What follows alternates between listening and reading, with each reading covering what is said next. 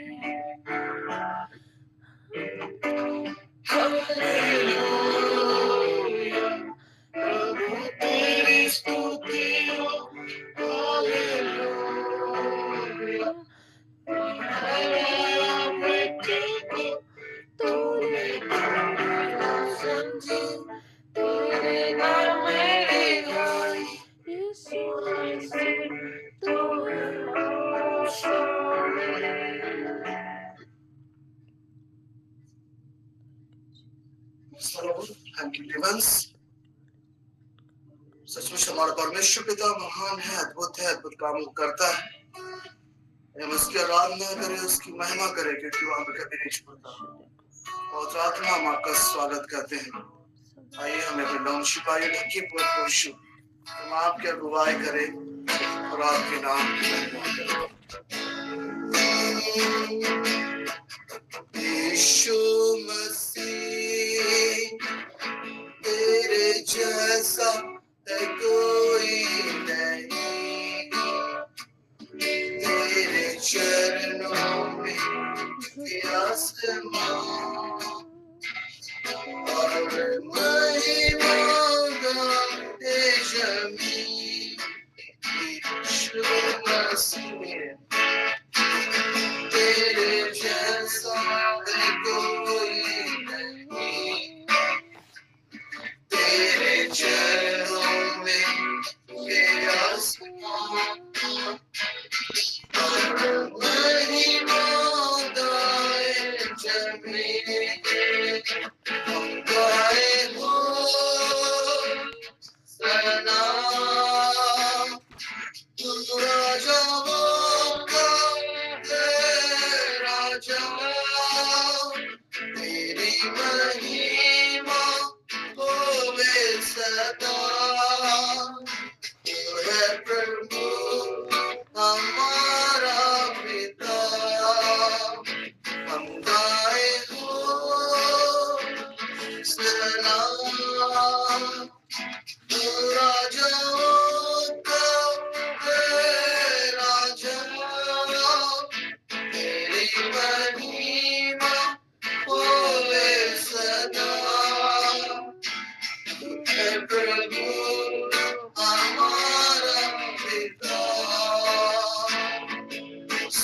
विराजमान मेरे जीवित परमेश्वर पिता, हम धन्यवाद के साथ आपके चरणों के पास आते हैं।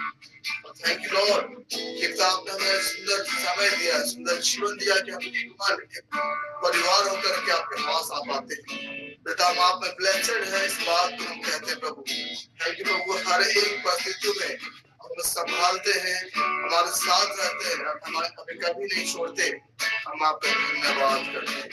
यूहन्ना 3:16 कहता है परमेश्वर ने जगत ऐसा प्रेम किया, उसने अपना इकलौता बेटा दे दिया ताकि जो विश्वास करे और नाश न हो परंतु जीवन पाए। हम आपका धन्यवाद करते हैं।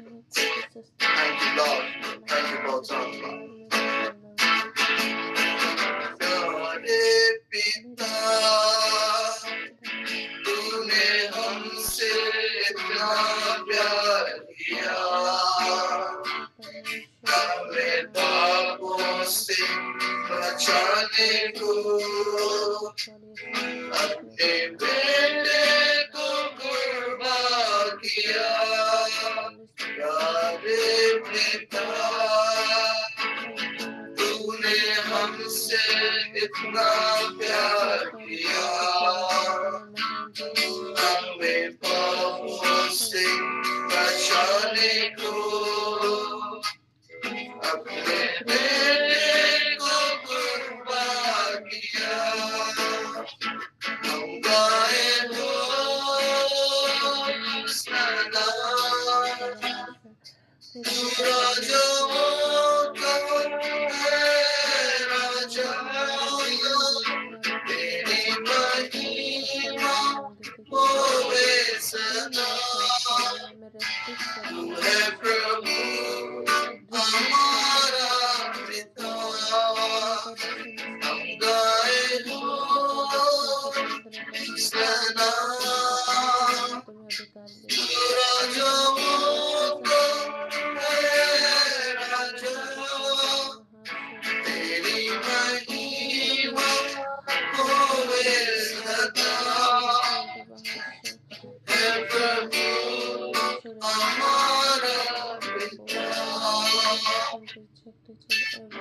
विराजमान प्रभु, धन्यवाद के पास करते हैं आपके नाम की महिमा हम करते हैं। दया प्रदान कीजिए कि हर पल, हर वक्त, हर समय हम आपको महिमा देते रहने पाए, आपकी प्रशंसा करने पाए और आपकी आराधना हमारे जीवन से रहने पाए। Thank you Jesus.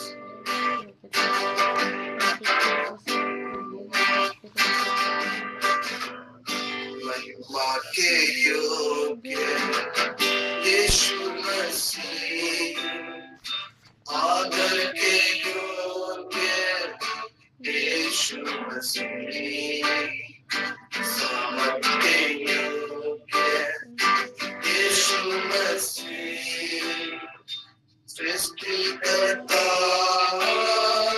यीशु मसीह, महिमा के योग्य यीशु मसीह, आदर के योग्य यीशु मसीह, सामर्थ के योग्य यीशु मसीह, सृष्टिकर्ता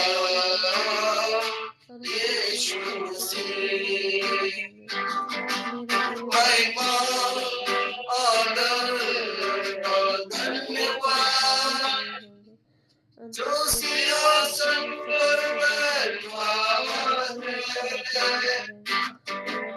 महिमा और धन्यवाद जो युगानुयुग राज करता है।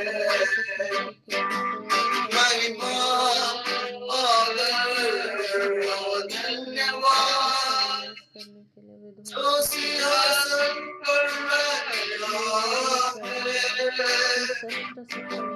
महिमा और धन्यवाद जो युगानुयुग राज करता है। पवित्र पवित्र पवित्र है प्रभु शरण सर्वशक्तिमान पवित्र पवित्र पवित्र है यीशु सर्वशक्तिमान पवित्र पवित्र पवित्र है प्रभु सर्वशक्तिमान पवित्र पवित्र पवित्र है यीशु सर्वशक्तिमान जो है जो आने वाला है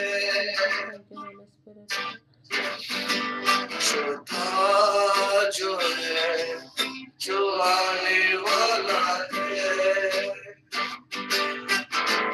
महिमा के योग्य यीशु मसीह आदर के योग्य यीशु मसीह समर्थ के योग्य यीशु मसीह सृष्टिकर्ता यीशु महिमा आदर और धन्यवाद जो सिंहासन पर बैठा है महिमा आदर धन्यवाद जो युगानुयुग करता है। Thank you, Jesus. अब महिमा से भरे परमेश्वर अब युगानु से युगानु तक राज करने वाले परमेश्वर thank you Lord thank you Jesus हम आपका स्वागत करते हैं आपके नाम की महिमा करते हैं क्योंकि आपने स्वर्ग और पृथ्वी और समस्त वस्तुओं को जो इस पृथ्वी पर जाके आपने बनाया आपने अपने स्वरूप में रचा हम आपका प्रार्थना करते हैं thank you Jesus thank you Lord Glory to God, my Lord. आपको सारी आदर महिमा गौरव और प्रशंसा देते हैं प्रभु क्योंकि आप हमारे स्वर्ग में महान परमेश्वर हैं सारी बातों में धन्यवाद करते हैं सारे आदर महिमा प्रशंसा आपको देते हैं ईश्वर के नाम से आइए एक और गाना हम गिबन्स के ओर से गाएंगे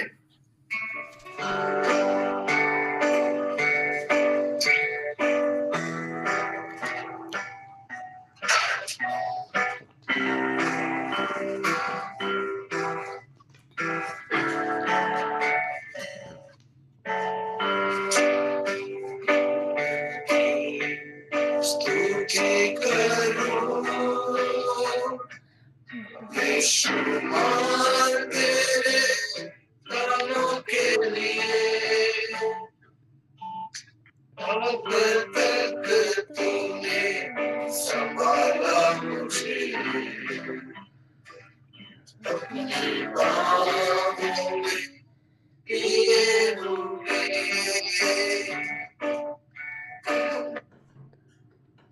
तक तूने संभाला मुझे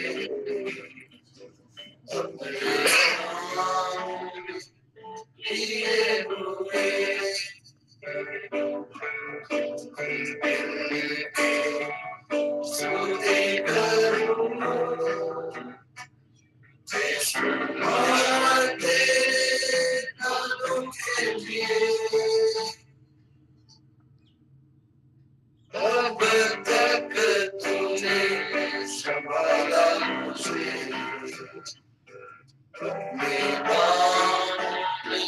ये हुए अब तक तूने संभाला मुझे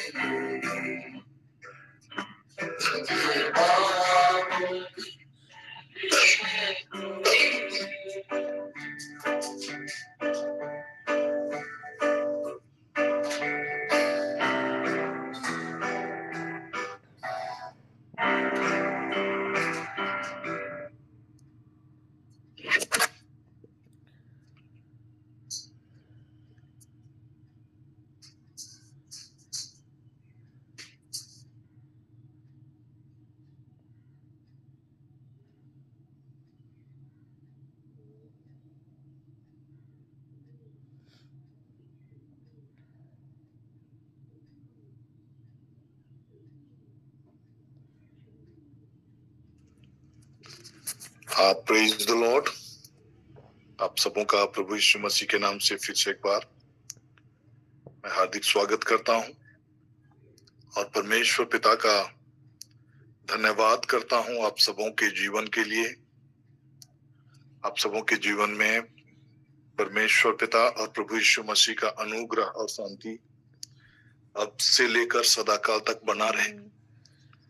धन्यवाद करते हैं उस महान पिता का जिसने ये अनुग्रह हमें दिया कि हम प्रकाशित वाक्य प्रकाशना ग्रंथ के विषयों को हम अध्ययन कर पा रहे हैं। और बाइबल कहता है कि धन्य है जो इस भविष्यवाणी के वचन को पढ़ता है, सुनता है और मानता है। इस अनुग्रह के लिए हम परमेश्वर पिता का धन्यवाद करेंगे। और आज हम फिर से एक विशेष विषय को पढ़ने वाले हैं और वो है 5वीं मोहर, जो अध्याय 6 का एक पाठ है, जो हम लगातार इन दिनों में मोहरों के विषय में पढ़ रहे हैं। और जैसे कि मैंने आपके बीच में बताया कि जो 6ठा अध्याय है वो पूरे एक निचोड़ है, एक सूची है, जो कि ट्रिबुलेशन और प्रभु यीशु मसीह के आने का विषय का पूरा वृतांत को बताता है। और अध्याय 4 और 5 का जो वचन है, इसका कंटिन्यूएशन हम चैप्टर 19 में पाते हैं। चैप्टर 4 और 5 और 6 में भी कुछ बातें जो हो रही है, ये स्वर्ग में साइमल्टेनियसली हो रही है और पृथ्वी पर चैप्टर 7 से लेकर 18 के बीच घटनाक्रम हो रहा है। और उसी दौरान पे चैप्टर 4, 5 और 19 वो स्वर्ग में हो रहा है। तो दोनों अलग अलग जगह है। Events happening in heaven and events happening in on the earth. So पृथ्वी पर के जो घटनाक्रम का जिक्र आप अध्याय 7 से लेकर आप अध्याय 18 के बीच में पाएंगे। और कुछ चीज ऐसा है जो कि पृथ्वी में भी घटित हो रहा है और स्वर्ग में भी घटित हो रहा है साइमल्टेनियसली। लेकिन बेसिकली चैप्टर 4, 5 और 19 ये स्वर्ग के घटनाक्रम को दिखाता है, एक्टिविटीज को दिखाता है। तो आज जो बातें मैं आपके बीच में रखना चाह रहा हूं, उससे पहले एक छोटी सी टेस्टिमनी है जो मैं आपके बीच में रखना चाहता हूं। और इन दिनों में लगातार हम होली स्पिरिट के प्रेजेंस और होली स्पिरिट की उपस्थिति और उसकी हमारे जीवन में एक सहायक के रूप में हम होली स्पिरिट को और गहराई से हम अध्ययन कर रहे हैं। और उस होली स्पिरिट के प्रेजेंस के द्वारा हम कितने सहज हो जाते हैं हमारे हर एक कामों में। जब हम होली स्पिरिट की मदद की गुहार करते हैं, बहुत सारी ऐसी हालात और परिस्थितियों में हम अलौकिक तरीके से परमेश्वर के सामर्थ्य को हम अपने लाइफ में कार्य करते हुए देखते हैं।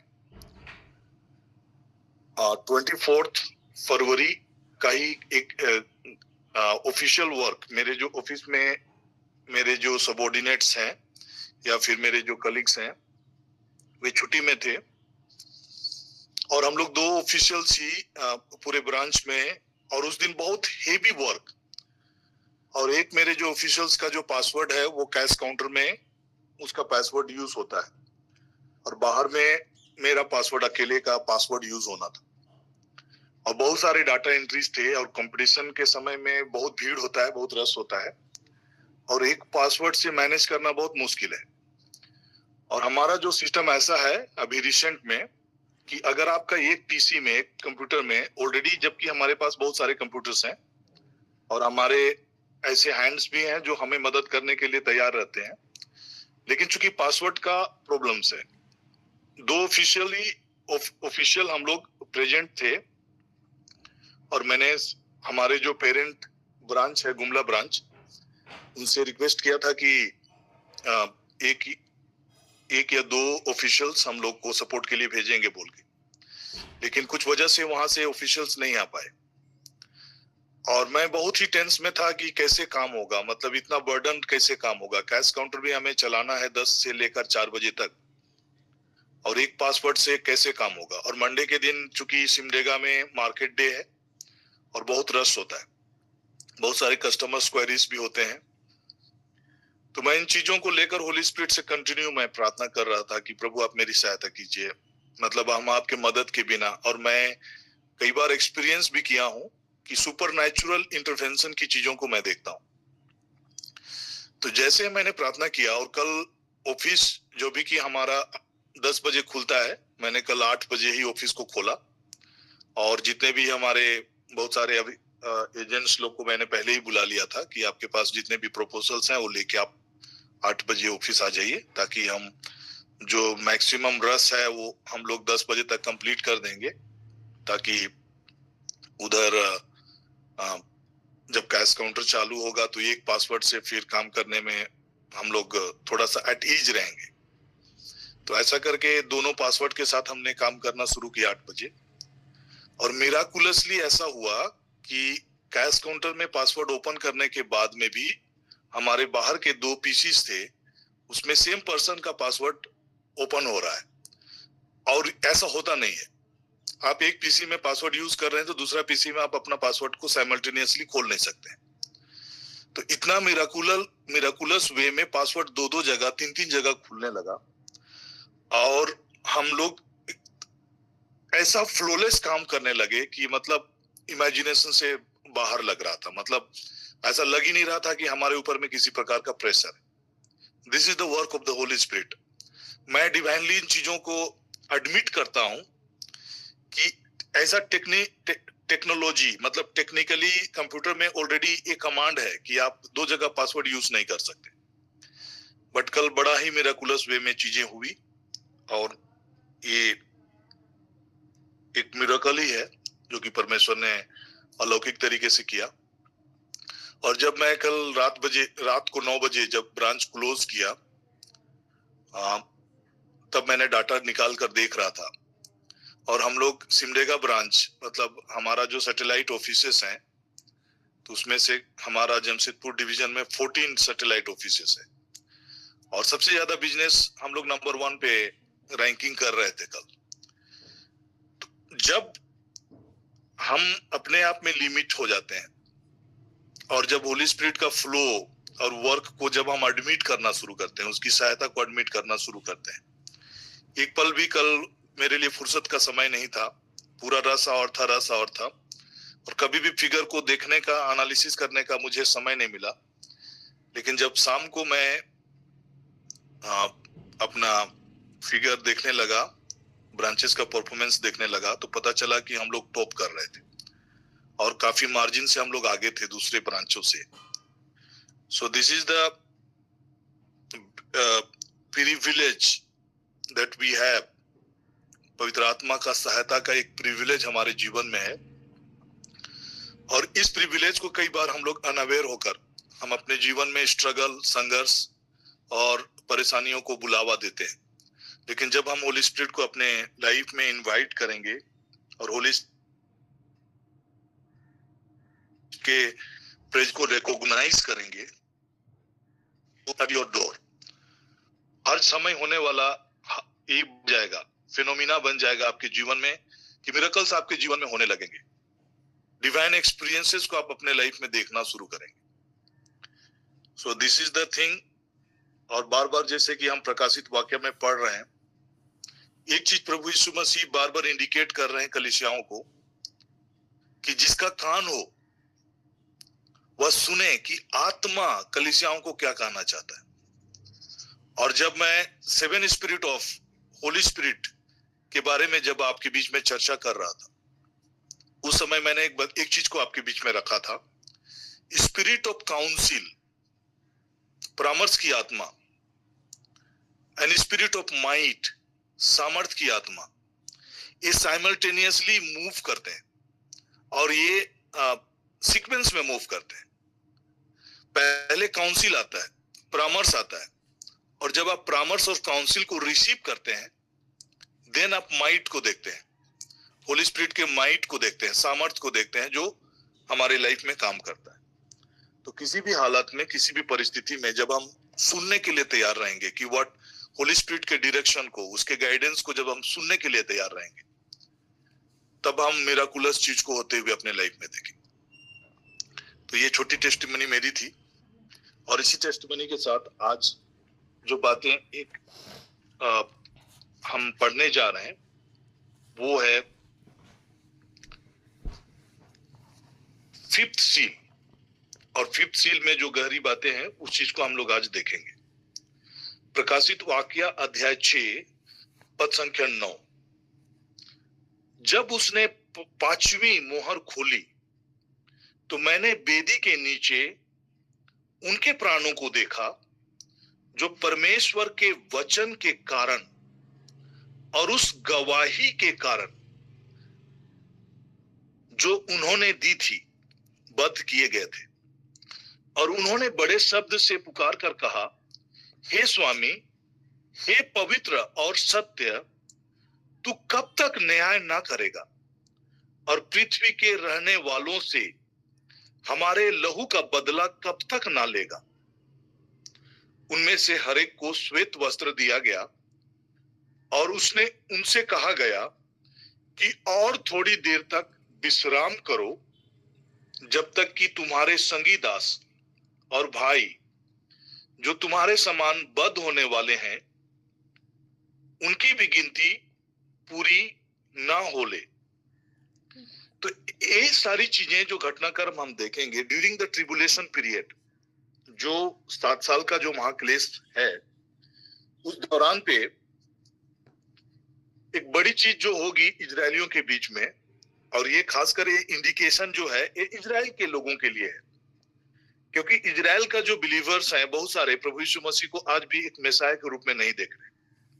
और ड्यूरिंग दिस पीरियड जो चीजें होंगी इजराइल के बीच में से ही, क्योंकि ये सारा घटनाक्रम जो घटित हो रहा है जब सारे बिलीवर्स जो प्रभु यीशु मसीह में बिलीव करने वाले कलीसिया के जो लोग होंगे वे लोग इस पृथ्वी पर नहीं रहेंगे उस दौरान पे। और उस दौरान पे परमेश्वर के द्वारा 1,44,000 इजरायलियों के बीच में से जो 12 गोत्रों से होंगे वे सुसमाचार का प्रचार कर रहे होंगे। और साथ ही साथ 2 गवाह जो होंगे, 2 गवाह परमेश्वर की ओर से 2 विटनेसेस, जिसके बारे में हम लोग सेपरेटली स्टडी करेंगे। उन दिनों मिराकुलस साइंस एंड वंडर्स के जरिए परमेश्वर प्रभु यीशु मसीह की गवाही वो लोग दे रहे होंगे। और उनके उस मिराकुलस साइंस, चिन्ह और चमत्कार, इतने अद्भुत और अलौकिक चीजों को देखकर कई लोग प्रभु यीशु मसीह को बिलीव करेंगे और वे साक्षी देंगे और अपने गवाही के लिए वो लोग अडिग रहेंगे। जिस प्रकार से हम देखेंगे कि एक जो ट्रिबुलेशन का जो फेज होगा उस समय एंटी क्राइस्ट पूरी रीति से कंट्रोल करने का प्रयास करेगा, क्योंकि इस 7 साल के दौरान पे उनको जो रोकने वाला है, रेस्ट्रिक्ट करने वाला जो हमारा सहायक होली स्पिरिट है, वो उस समय इस पृथ्वी पर कलीसिया के साथ ही वो उठा लिया जाएगा और उस दौरान पे रेस्ट्रिक्शंस नहीं रहेगा। तो जो एंटीक्राइस्ट का जो अपने चरम पर होगा और वे लोगों को विभिन्न तरीके से प्रताड़ित कर रहे होंगे और उसी प्रकार का घटनाक्रम होगा, लेकिन उन दौरान पे भी लोग अपने जान को दे देंगे, बट वे जो पशु की जो मूर्ति है, एंटीक्राइस्ट का जो प्रतिमा है, उसके सामने में लोग झुकेंगे नहीं। जिस प्रकार से हम दानियल के किताब में देखेंगे कैसे इजराइल के जो बिलीवर्स हैं, कैसे वो लोग इतने फेथफुल, मतलब जब हम आग की भट्टी में डाले जाने के लिए दानियल के जो 3 साथी लोग थे, उनको आग की भाटी के सामने में एक मूर्ति, सोने की मूर्ति को दंडवत करने के लिए कहा गया था, बट वो लोग उनके सामने में झुकने को तैयार नहीं हुए। यहां पर लिखता है 3:16 में यही टाइप का सिचुएशंस ट्रिबुलेशन पीरियड के दौरान पर होगा, जब लोग अपने साक्षी और अपनी गवाही परमेश्वर के सामने में रखेंगे और उस गवाही या उस साक्षी को कायम रखने के लिए उनको कई बार अपनी जान की कुर्बानी भी देनी पड़ेगी। तो ये इसी प्रकार की हालात जो होंगे ट्रिबुलेशन पीरियड के समय होंगे, जो दानियल के दिनों में, नबूकदनेस्सर राजा के दिनों में हुआ था। तो दानियल नबी का पुस्तक अध्याय 3 का 16 और 17 में और 18 पद में हम इन चीज का जिक्र सुनते हैं। ऐसा लिखता है, सद्रक, मेशक और अबेदनगो ने राजा से कहा, हे नबूकदनेस्सर, इस विषय में तुझे उत्तर देने का हमें कोई प्रयोजन नहीं जान पड़ता। हमारा परमेश्वर जिसकी हम उपासना करते हैं, वह हमको उस धधकती हुई भट्टी की आग से बचाने की शक्ति रखता है। वरन हे राजा, वह हमें तेरे हाथ से भी छुड़ा सकता है। परंतु यदि नहीं, तो हे राजा, तुझे मालूम हो कि हम लोग तेरे देवता की उपासना नहीं करेंगे और ना तेरी खड़ी कराई हुई सोने की मूरत को दंडवत करेंगे। So this type of situation will be there, और ऑलमोस्ट ट्रिबुलेशन पीरियड में 2/3 के अराउंड या 1/3 एग्जैक्टली मुझे अभी ये नहीं आ रहा है, बट जेफरनाया का जो प्रोफेट जकराया है, उसमें इस चीजों की भविष्यवाणी है प्रोफेट जकराया के द्वारा, कि ट्रिबुलेशन पीरियड के दौरान में कितने इजराइलाइट्स जो यहूदी होंगे वे शहीद होंगे। और हम इतिहास में कई बार देख चुके हैं कि इजरायलियों का मार्टरडम या मासकर कैसे, मतलब बड़े तादाद पर इजरायली लोग को मार डाला गया, ये इतिहास गवाह है। तो उसी प्रकार से एंड के दिन में इनकी इजरायलियों की एक निर्धारित संख्या के लोग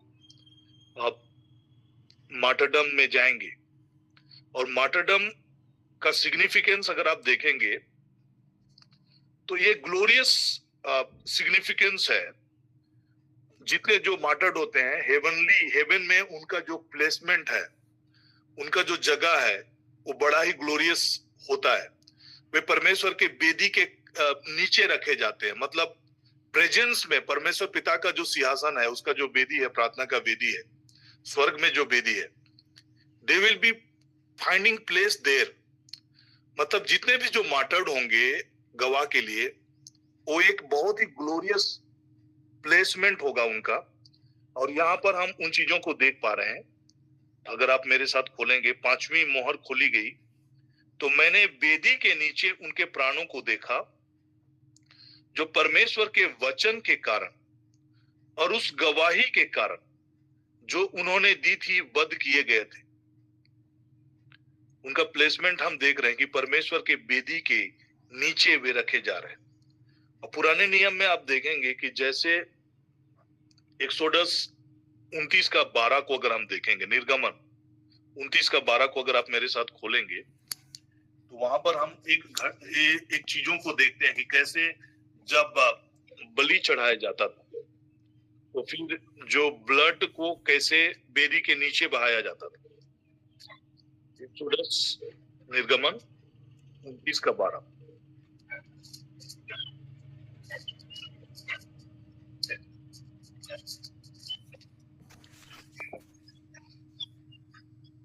और बछड़े के लहू में से कुछ लेकर अपनी उंगली से वेदी के सींगों पर लगाना, और शेष सब लहू को वेदी के पाए पर उंडेल देना। मतलब वेदी के नीचे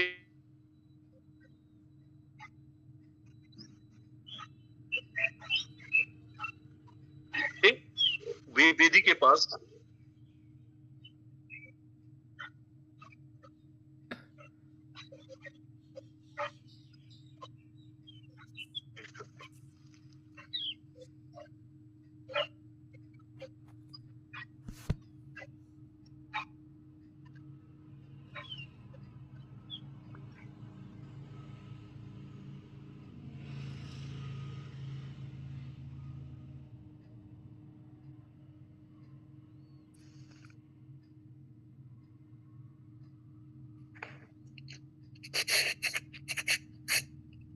इसमें जो लोग वेदी पे मार्टरडम हो रहे हैं,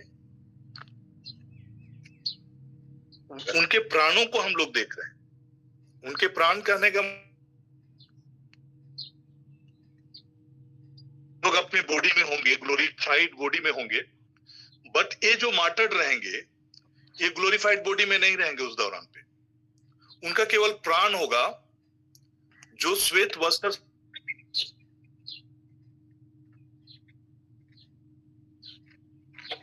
हर एक को श्वेत वस्त्र दिया गया और उनसे कहा गया कि और थोड़ी देर तक विश्राम करो जब तक कि तुम्हें तुम्हारे संगी दास और भाई जो तुम्हारे समान बद्ध होने वाले हैं उनकी भी गिनती पूरी ना हो ले।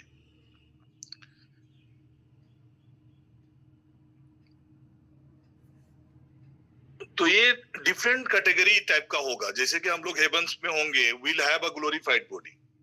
हम लोग ऑलरेडी एक ग्लोरीफाइड बॉडी को हम लोग समय तक जितने भी जो यहाँ पर सेवन सील में उनके सोल को हम लोग देख रहे हैं जो परमेश्वर के वेदी के नीचे रखा गया है। And they don't have received, मतलब उनको अभी तक ग्लोरीफाइड बॉडी नहीं मिला हुआ है, लेकिन हम आगे के चैप्टर में देखेंगे कि वे भी ग्लोरीफाइड बॉडी रिसीव करते हैं बाद में, और प्रभु यीशु मसीह के वे भी मैरिड सपर ऑफ लैम्ब में प्रवेश करेंगे, है ना। मेमना का जो विवाह भोज है वे भी बाद में ग्लोरीफाइड बॉडी रिसीव करके उसमें प्रवेश करेंगे। लेकिन अभी इस सिचुएशन में जब तक उनकी संख्या पूरी नहीं हो जाती है तब तक वे उनका सोल ही वहां पर रहेगा, उनका बॉडी उनके साथ नहीं रहेगा, ओनली सोल वहां पर रहता है। तो रेवलेशंस के इन किताबों में जो हम देख रहे हैं कि एक मार्टरडम की जो है इजराइल के लोग इतने बड़े तादाद पे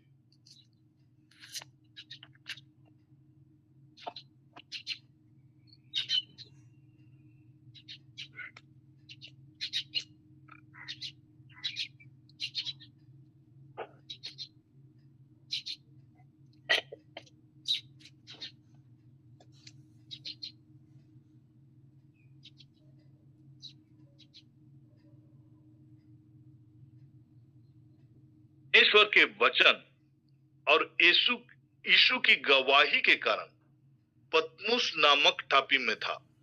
तो ये गवाही देने के कारण इनका मतलब वध होता है।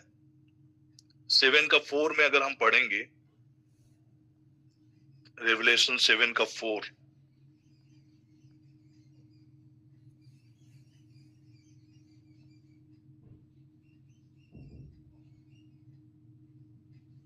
पढ़ेंगे उनका रैप्चर हो जाएगा। तो 1,44,000 के जो लोग होंगे उस समय पर सुसमाचार का प्रचार हो रहा होगा, और सुसमाचार का प्रचार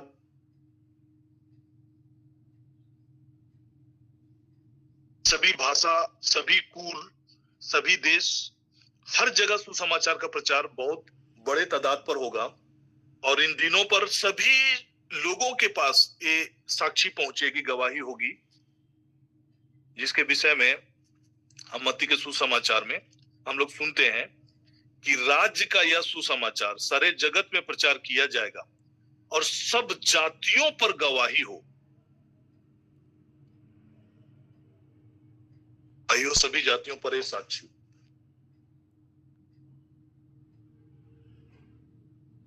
आमीन।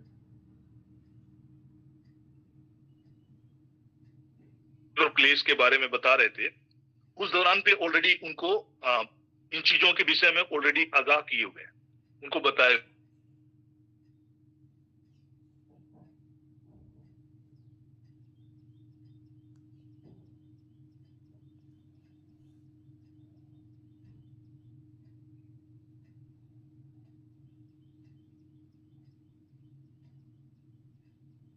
पीरियड में एक बड़े लेवल पर ये चीज होगा और हर एक को मतलब ये चुनौती होगी अपने विश्वास को कायम रखने के लिए। मृत्यु और जीवन दोनों चीज का सामना करना पड़ेगा, और कभी भी मतलब लोगों को तैयार रहना होगा कि लाइक हम मतलब साक्षी के लिए, परमेश्वर की साक्षी के लिए हम कुछ भी हो जाने के लिए हम तैयार हैं। जिस प्रकार से दानियल की किताब में हमने सद्रक मेशक अबेदनगो को देखा,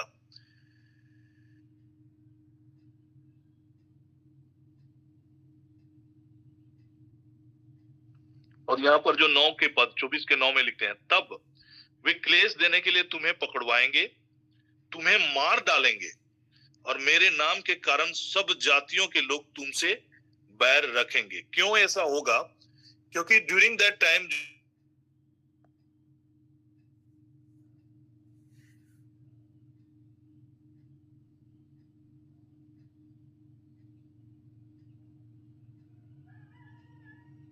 जो क्लेश,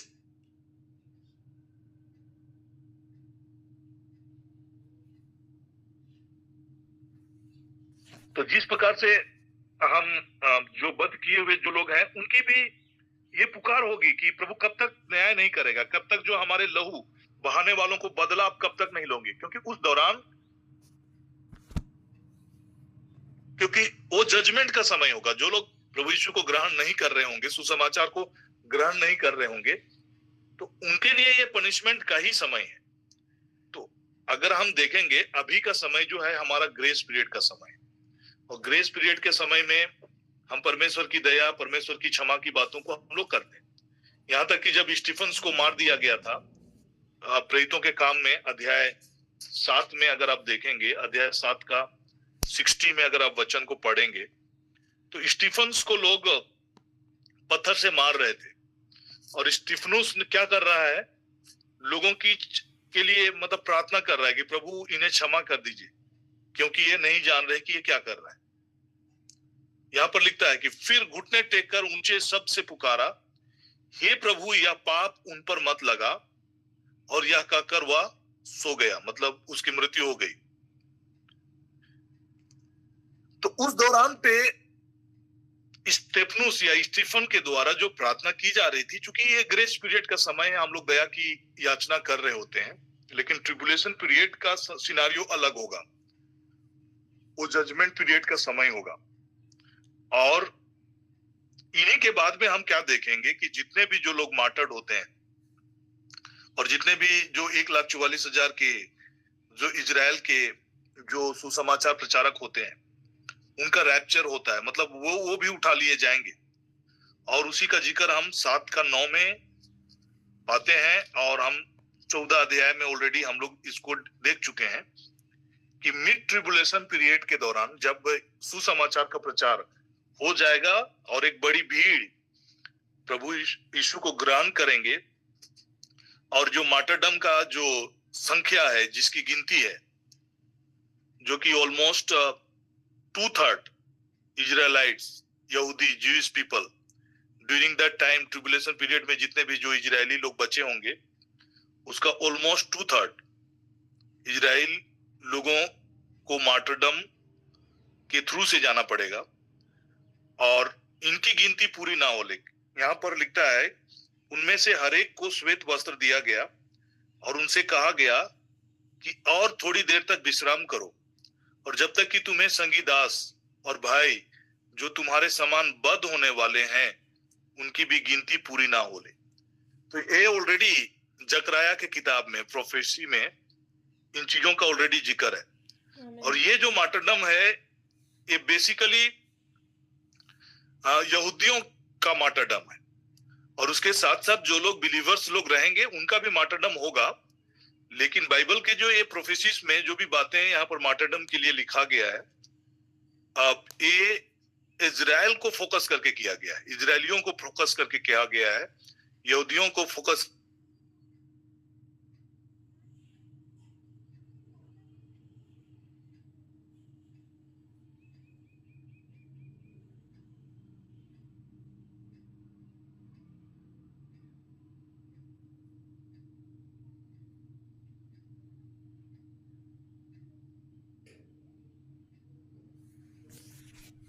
आपकी आवाज नहीं आ रही है। पूरी ना हो।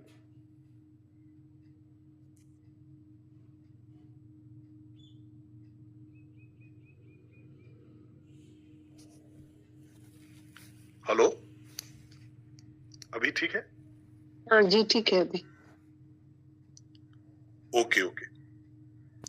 तो यहाँ जो मार्टरडम की गिनती की जो बातें हैं, हम लोग जब इस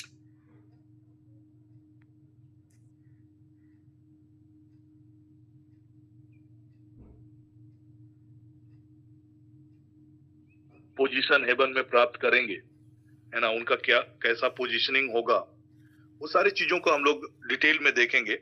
लेकिन बेसिकली ये जो मार्टरडम की बातें जो हम लोग ट्रिबुलेशन पीरियड में देख रहे हैं, ये मार्टरडम इजराइल के बारे में, इसके बारे में जकरिया की किताब में प्रोफेसीज है कि उनका एक संख्या होगा जिसको कि इसके दौर से गुजरना पड़ेगा, और ट्रिबुलेशन फेस में वो लोग उसकी एक संख्या जो ऑलरेडी उसमें दर्शाई गई है कि उतनी गिनती के लोगों को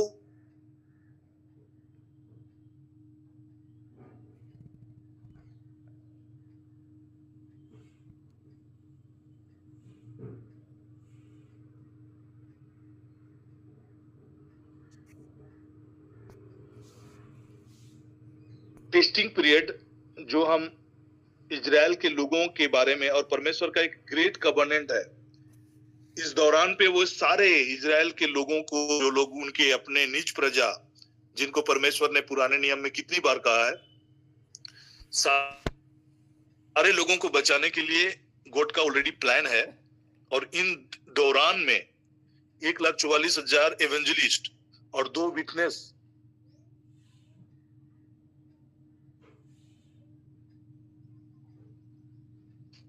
सर आपका आवाज नहीं आ रहा है।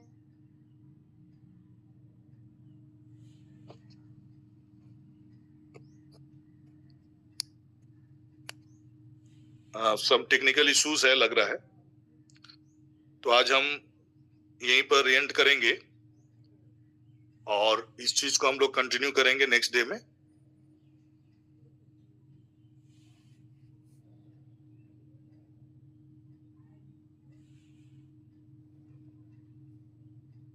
दिनेश है, और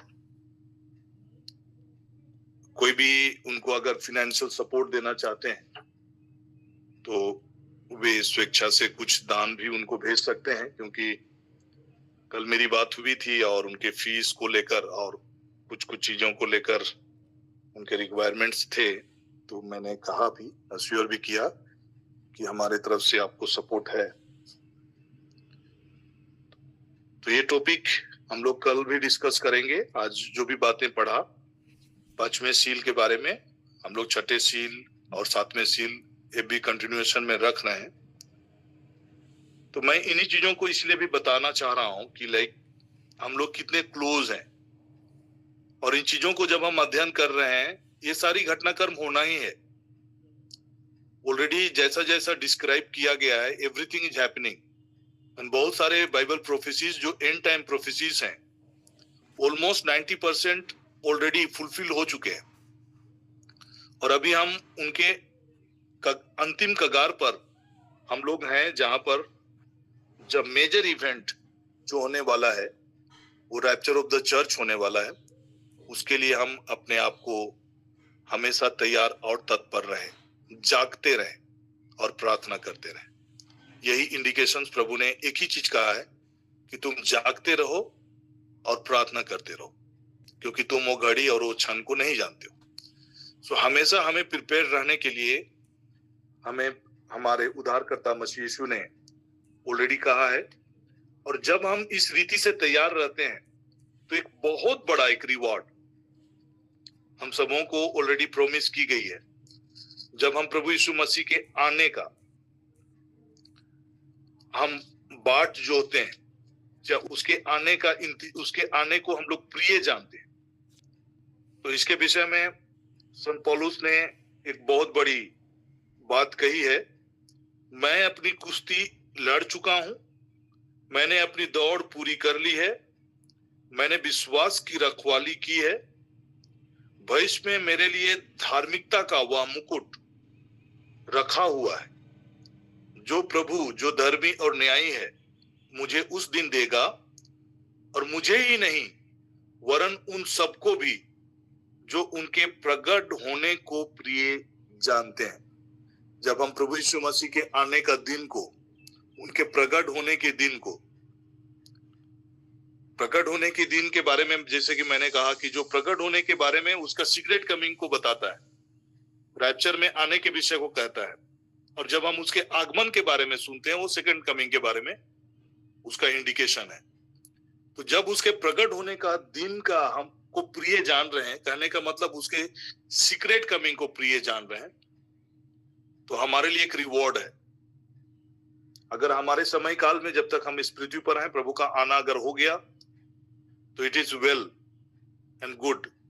अगर नहीं भी होता है तब भी हम राइचियसनेस का मुकुट को पाएंगे, क्योंकि हम अपने इस पृथ्वी पर के जीवन में हम प्रभु यीशु मसीह के आने के दिन को प्रिय जानते हुए अपने लाइफ को हम उस रीति से हमने जिया है। सो जो भी अपने आप को रैप्चर के लिए तैयार करके अपनी जिंदगी को जी रहे होंगे और हमारे जीवन काल में प्रभु का आना तय हो गया, तो भी हम राइचियसनेस का मुकुट को पाएंगे। और अगर हमारे जीवन काल में रैप्चर ना भी होता है तो भी, चूंकि हम इस पृथ्वी पर रहते हुए हम प्रभु यीशु मसीह के आने के दिन को प्रिय जानते रहे, तो इस वजह से हमें राइचियसनेस का मुकुट प्रोमिस की गई है, जो कि 2 तीमुथियुस अध्याय 4 पद संख्या 8 में लिखा है। और मुझे ही नहीं वरन उन सबको भी जो उसके प्रकट होने को प्रिय जानते हैं। तो आइए इस क्षण हम अंतिम प्रार्थना में जाएंगे और मैं फादर जी से आग्रह करूंगा कि वो हम सबों को अंतिम आशीष की प्रार्थना के द्वारा आशीषित करेंगे। तो फादर जी, आपका स्वागत है।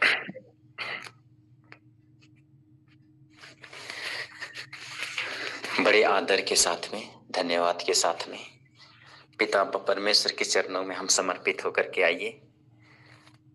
जीवित वचनों को प्रभु हमें रोज दिन हमारे जीवन में भरपूर प्रदान करते हैं, और इन वचनों के द्वारा प्रभु हमें ये बतलाना चाहते हैं, प्रभु पर श्रद्धा रखो और बुराई से दूर रखो। इससे तुम्हारे शरीर को स्वस्थ और तुम्हारे हड्डियों को नवजीवन मिलेगा। अपनी संपत्ति से प्रभु का सम्मान करो। हमारा जीवन ही प्रभु को सम्मान करने के लिए है, सम्मान करने के लिए है। हमारा जीवन में जो भी हमारा गुण पुण्य है, हमारे पास जो भी समय है, हम सब कुछ के लिए पिता परमेश्वर को धन्यवाद देते हैं और अपने जीवन के द्वारा परमेश्वर की महिमा करते हैं। आने वाले समय के लिए हम यूं ही तैयार हो जाएंगे, क्योंकि प्रभु ने कहा तुम सबसे पहले ईश्वर और उसकी धार्मिकता की खोज करो, बाकी सब चीजें मैं यूं ही तुम्हें दे दूंगा। बड़े महिमा के साथ में आज हम एक परिवार वाले अभी प्रार्थना के लिए आए थे। पापा अनिल, मम्मी पुष्पा समद और उसका भाई बेटा सनी। बेटे के लिए विशेष प्रार्थना की आवश्यकता है, बुरी संगति। साथ ही साथ मम्मी के लिए जो अभी आज ही उनका एग्जाम है, और हम जब भी प्रभु से प्रार्थना में जो भी मांगे हैं वो प्रभु अपने वचन के अनुसार कहते हैं कि विश्वास करो कि तुमने प्रार्थना में जो भी मांगा है वह तुम्हें मिल गया है और वह तुम्हें दिया जाएगा। बड़ों से भरोसे के साथ में आइए हम समर्पित हो जाएं और इस प्लेटफॉर्म में जुड़ करके हम जितने भी प्रियजन हैं, हमारी आवश्यकताओं को जानने वाला पिता परमेश्वर, हम किसके पास जाएं? आपके शब्दों में ही अनंत जीवन का संदेश है।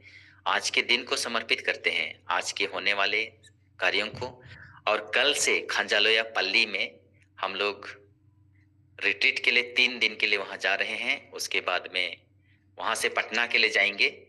तो अभी हम इन सभी जगहों के लिए प्रभु से प्रार्थना करें। जो वचन हम सुने हैं, जो वचन सुनते हैं, जो वचन सुनाया जाता है, ये परमेश्वर का जीवित वचन है। तो प्रभु अपने कार्यों को हमारे जीवन के द्वारा प्रकट करे और सभी वचन सुनने वालों को, सभी माता पिता भाई बहनों को पवित्र आत्मा का वरदान मिल जाए, पवित्र आत्मा के ज्ञान बुद्धि विवेक मिल जाए। तो आइए धन्यवाद के साथ में हम इस प्लेटफॉर्म में हम जुड़ करके जो ऊर्जा हमें मिलती है, जो ज्ञान हमें मिल रहा है, ये परमेश्वर की बहुत बड़ी कृपा है। हम प्रभु में बने रहें। आइए हम धन्यवाद के साथ में सारा आदर महिमा देते हुए हम जीवित परमेश्वर के द्वारा आशीर्वाद ग्रहण करेंगे। प्रभु के नाम में ही हमारा कल्याण है। उसी ने स्वर्ग और बनाया करना है प्रभु आप लोगों और को आपकी शक्तिमान पिता व परमेश्वर पिता और पुत्र और पवित्र आत्मा का आशीर्वाद आप पर उतरे, आपके परिवार के एक एक सदस्य पर उतरे, आपके कार्य क्षेत्र में और आपके कार्यों में उतरे, और जो भी परीक्षा लिखने वाले हैं, बेटे बेटियां हैं, प्रभु उन्हें प्रज्ञा ज्ञान विवेक से कर दे। आमीन। सबों को जय यीशु मसीह। यीशु आमीन। जय